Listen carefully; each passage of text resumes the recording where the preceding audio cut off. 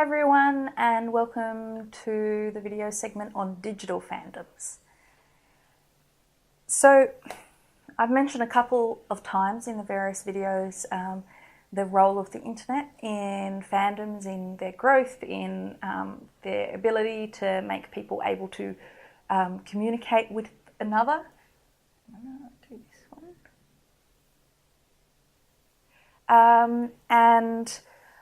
In this video, I want to talk about this particular graphic here, Internet Fandom by the Numbers. You can look it up at the website noted there. And particularly what it says about how we think about how we think of consumption in terms of digital culture. Now, digital culture has really changed consumption in that it has the capacity for endless reproduction. Having, say, a file of a movie does not deplete the fact that there was an original movie. It doesn't take it away in the same way as if you took a toy, it actually physically goes away. So it's a different kind of economy, and it's a different,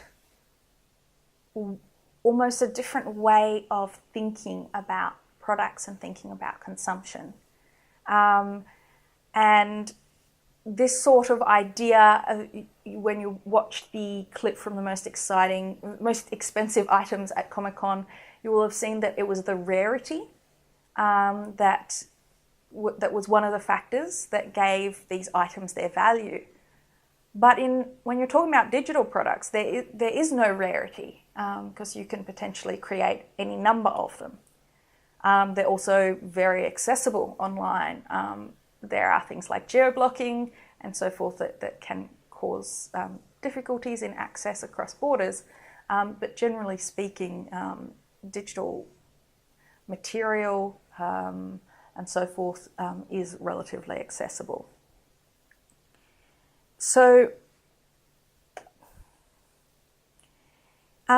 this is Internet Fandom by the Numbers. Undoubtedly, it has changed since then, but this is the best comparison that I could find. So you can see that there are particular fandoms that very much stand out in terms of what is the most popular. But whenever you see things about when is the most popular, you have to kind of look back to their method and how they figured something out. Think about this for your reports as well. So what are they measuring most popular by? Things that are displayed, like likes on Facebook, the creation of associated products, how much it's being discussed, knowledge about it, and purchase of the products. So in some ways, this list could very much be used to talk about fandom, and we've defined it in various ways throughout these videos.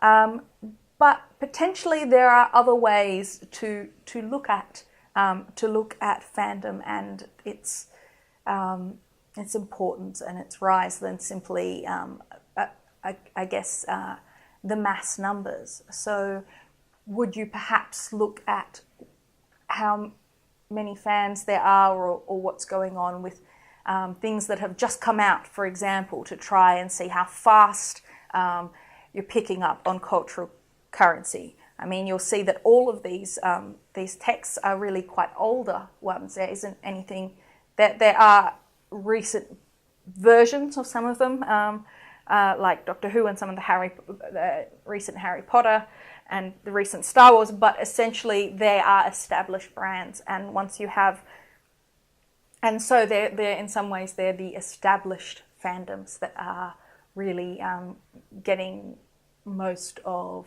the attention and most of the consumption, most of the merchandise, by being those really mass market examples. So thinking about why some fandoms might be more suitable for growth in the digital age than others, can you identify particular aspects of those texts, so these ones, that make them digital friendly or internet friendly for propagation? And perhaps think about some texts that might be more difficult to really promote a fandom of online. So I will leave it there. That's our last video for the week.